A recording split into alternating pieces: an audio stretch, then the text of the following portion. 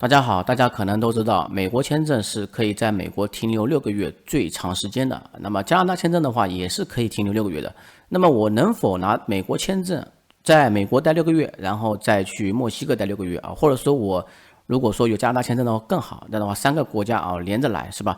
这样的话形成一个 visa run 啊。今天呢我就以官网给大家看一下官网是怎么说的这个情况。首先呢，这边有篇文章比如说是美国的 CBP 的一篇文章我们可以看一下，我把它翻译一下。这篇文章呢是关于讲的这个 I94的表格问题其实呢，现在的话都是电子化 I94表格了，所以说你基本上其实不用管它那主要说是它有一个说，如果说你通过空运、海运、陆运抵达后收到电子 I94表格并通过陆路离开，比如说你坐飞机去了美国，然后呢通过这个汽车离开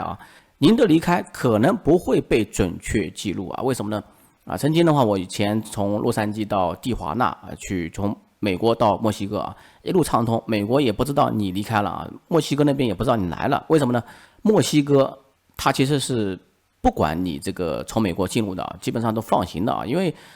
从美国进入的话，本身的话就获得免签资格嘛。那么如果说你通过陆路离开，并在护照上盖章的到期之前重新进入美国则将记录您的离境。什么意思呢？就是说呢，比如说我9月份到了美国，然后10月份去了墨西哥，然后10月份当天我再返回美国这样的话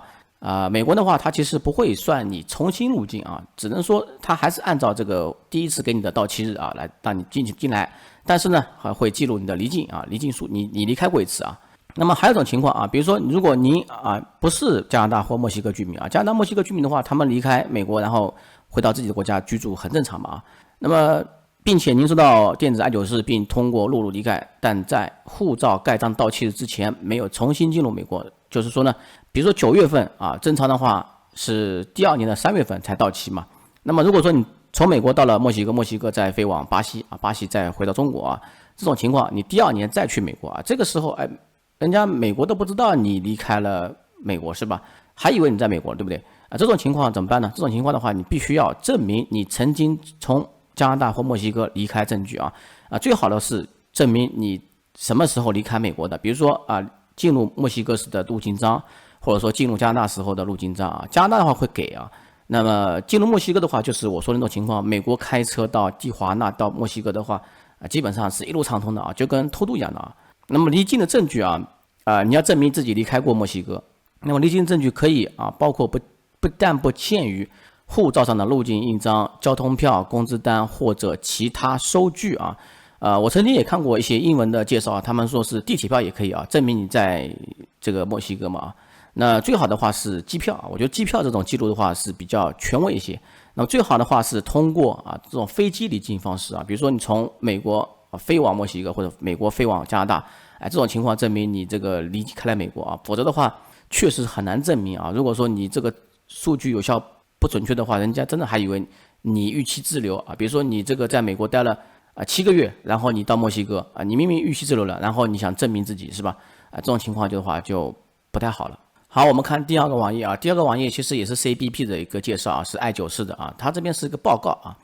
那如果说你进美国的时候是坐飞机的，离开了美国是通过陆地的这边呢大致内容呢是跟前面这个网页差不多的就是说呢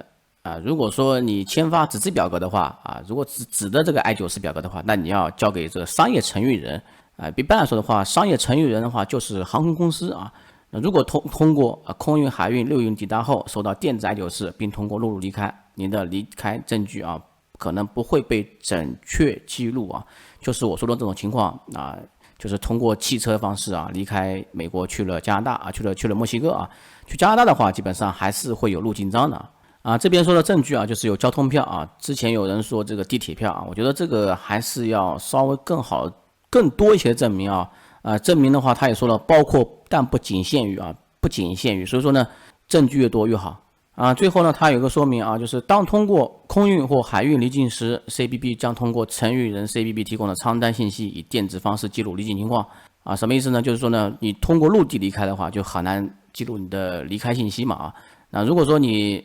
坐飞机坐轮船的话离开美国的话，那这个的话基本上是有电子方式记录你的离境情况的好，还有一个网页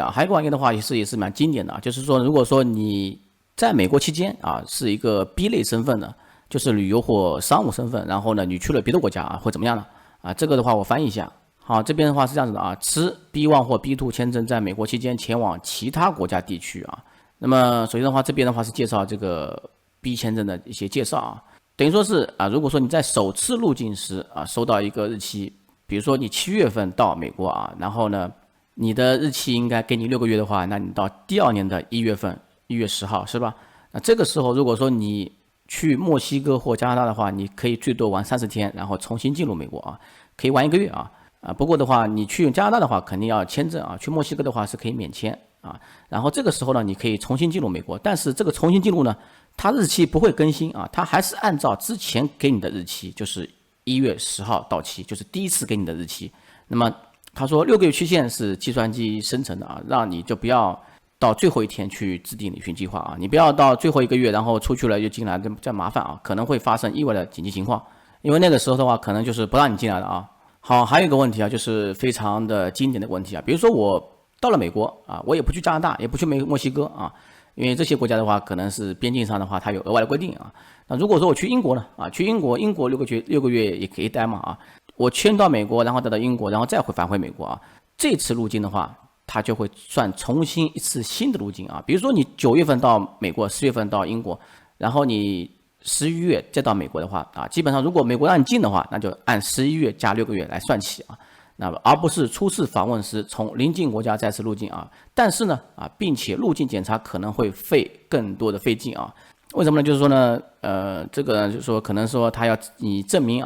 因为他就是防止你这个 visa run就因为美国签证其实在南美洲很多国家都是可以免签6个月的那如果说你美国待，然后到那些国家待，然后你不回中国，然后一直这样往返是吧？这种情况的话就不太好他需要你证据证明你打算返回自己的国籍国居住，而不是在访问其他国家后一次又一次的返回美国所以说这个他也是避免这个 visa run所以说呢，你还得证明自己在中国生活过，所以说这个 visa run基本上它是被拦截了。他说不要忘记 B1 和 B2 签证允许您前往美国访问而不是居住如果 CBP 官员怀疑您试图成为事实上的居民您将被拒绝入境。重新入境取决于您的持续的资格那么如果说被逮捕过的话，那就不行了那主要的原因就是说呢，还是想说明一点，就是 visa run 这个东西呢很难如果说通过这种签证的方式 visa run 很难。不过我之前知道泰国是很多人通过这种方式，泰国一次入境，比如说我到泰国，然后在别的国家去再办他泰国签证再返回泰国这种情况很多包括很多欧美国家的人，因为他可以免签到泰国或者说东南亚一些国家，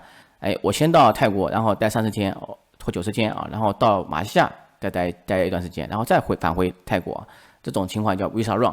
所以说呢，如果说去美国的话，这个规定的话是非常多的那大家也要注意一下如果说 visa run 这种想法的话，其实呢基本上很难很难。